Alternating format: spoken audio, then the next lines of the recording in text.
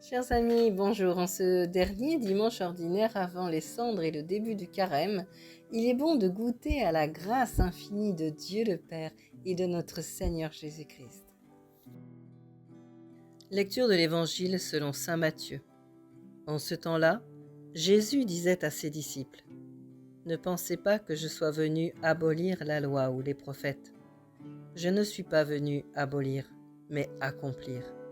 Amen, je vous le dis. Avant que le ciel et la terre disparaissent, pas un seul iota, pas un seul trait ne disparaîtra de la loi jusqu'à ce que tout se réalise. Donc, celui qui rejettera un seul de ces petits commandements et qui enseignera aux hommes à faire ainsi sera déclaré le plus petit dans le royaume des cieux.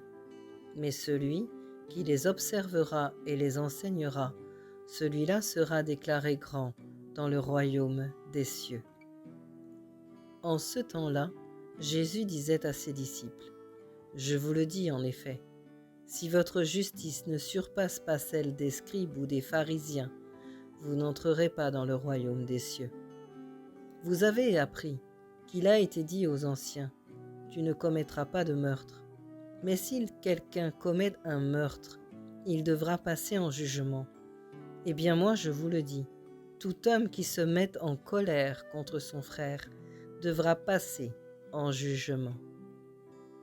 Vous avez appris qu'il a été dit : tu ne commettras pas d'adultère. Eh bien, moi je vous le dis, tout homme qui regarde une femme avec convoitise a déjà commis l'adultère avec elle dans son cœur.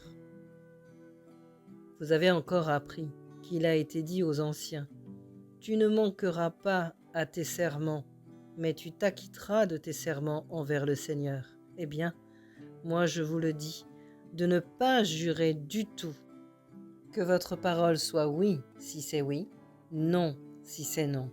Ce qui est en plus vient du mauvais. » Non, Jésus n'est pas venu abolir la loi, résumée par les 10 commandements que Dieu a donnés à Moïse.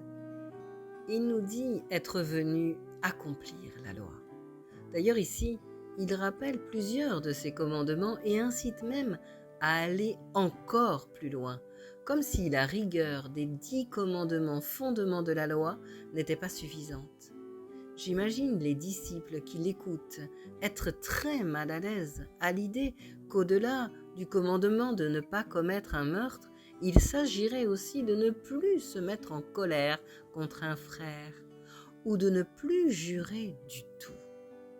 Ils ont dû se demander comment ils feraient dorénavant pour plaire à leur maître, surtout Pierre, surnommé fils du tonnerre, tellement il était impulsif et colérique. Paul a été catégorique. Le péché n'est pas réservé à certains, même colériques. Non, Romains 3, 23 nous dit « Tous ont péché et sont privés de la gloire de Dieu. » Toi, moi, tous. Mais fort heureusement en Jésus, en effet, tout est accompli.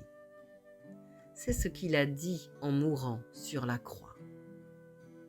Désormais pour toi, si tu l'acceptes, tout est grâce en Jésus-Christ. Paul le rappelle dans Galates au chapitre 1. Que la grâce et la paix vous soient données de la part de Dieu notre Père et du Seigneur Jésus-Christ, qui s'est donné lui-même pour nos péchés, afin de nous arracher au présent siècle mauvais, selon